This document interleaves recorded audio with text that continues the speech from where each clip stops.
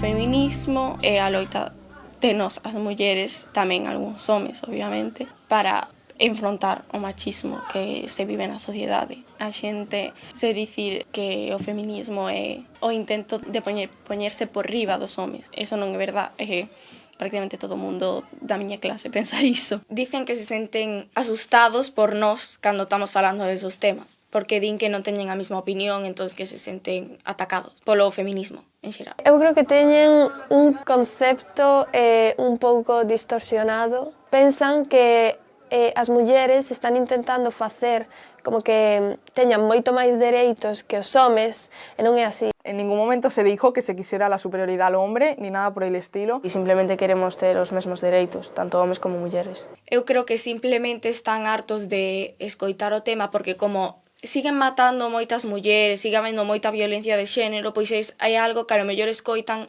no telediario moitas veces ou que están falando os seus pais, pero en realidad non se están educando, só están vendo situacións nos que sucede eso, non están formando unha opinión. Que o feminismo está indo demasiado lonxe é un bulo máis de todos estes bulos que temos neste contexto de desinformación. Tamén hai unha desinformación específica do xénero e que xera moitos millóns de euros e mantense porque está inmerso dentro destas narrativas do odio que fluctúan para interese dunha determinada parte. A ultradereita ou os modelos conservadores son conscientes do potencial ou foron conscientes do potencial revolucionario do feminismo.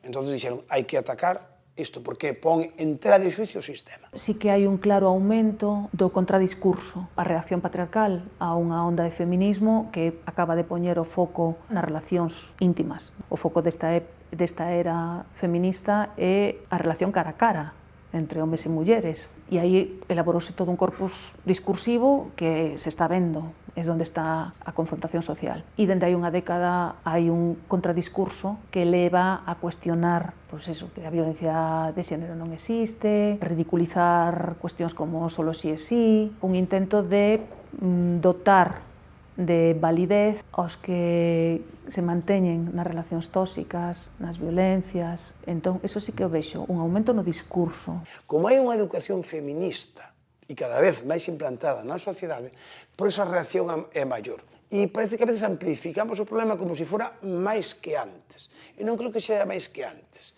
Eu creo que simplemente que agora nos doi máis que esa reacción. É certo que cada vez máis hai rapazas que teñen uns reforzos positivos moi fortes fora da escola, teñen exemplos moi igualitarios noutros contextos e os levan á aula. O que temos que aproveitar é, sobre todo, eso, cando se trata un tema feminista, pois que sale unha noticia, por exemplo, aproveitar ese momento na casa para falar sobre eso, para expoñer as ideas, para deixar que se expresen libremente, para saber que ideas tran de outros contextos que non son o familiar, non? Creo que é a única forma realmente de profundizar e de que realmente lle escale o discurso. Vexo a diario alumnado que penso que me dera aos seus anos saber o que saben. Que me dera. É motivo de optimismo.